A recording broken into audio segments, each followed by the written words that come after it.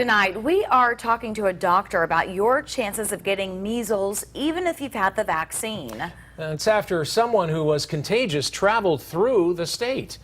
Now, that person made two stops, one in Livingston and another stop at a Chick-fil-A in Fort Payne. WAAY 31's Cody Fisher is live in Huntsville. He found out why there is still a chance that you could get the virus, even if you have been vaccinated, and what to do if you think you could be infected. Cody. Dan and Naja, the doctor that I'm speaking with who works here at Huntsville Hospital tells me that if somebody has gotten the two shots associated with the MMR vaccine, which is the measles, mumps, and rubella, that they are 97% protected against getting the measles, but 97% still leaves that small chance that someone could get it. Now, I'm speaking with a woman here in Huntsville who says that she has personal family experience with the measles, and she says it's no joke.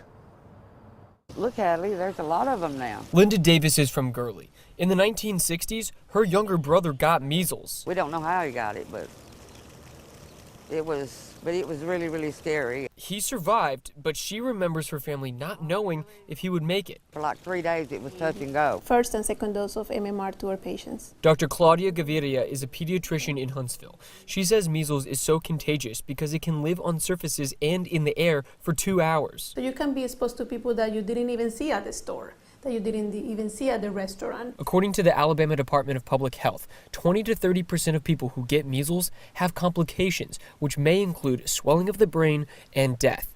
Dr. Gaviria says parents not vaccinating their children is a reason for the comeback of measles. She's seen parents being apprehensive about vaccinating. I have seen several cases in the last year. And that keeps increasing year by year. The state health department says Alabama has one of the highest vaccination rates in the entire country, which is important because that creates a herd immunity. So people who haven't gotten it yet or can't get it don't get sick. Babies are born and people are less than 12 months of age, and people are less than are more than 70 years of age, and that kind of a thing, and that's when your immunity starts going down. Come on, you got to come down, baby. Davis says even with her granddaughter being vaccinated, she doesn't like seeing more people getting measles. It's very, very concerning because of all the children. The doctor from Huntsville Hospital told me that if you start having symptoms that you should call your doctor first before coming in and getting treated because it is so contagious. Reporting live in Huntsville, Cody Fisher, WAAY 31 News. Thanks, Cody. Symptoms can show up 7 to 14 days after you've been infected, but you can be contagious 4 days before that. The symptoms are high fever, cough, runny nose, red or watery eyes. 2 or 3 days after those begin, you can get tiny white spots inside your mouth. And 3 to 5 days after symptoms begin, you get the red rash that is mostly commonly related to measles.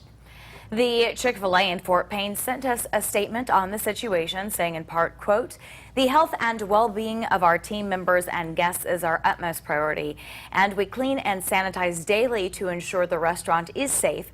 The restaurant says it is following the Alabama Department of Public Health's recommendations on the matter.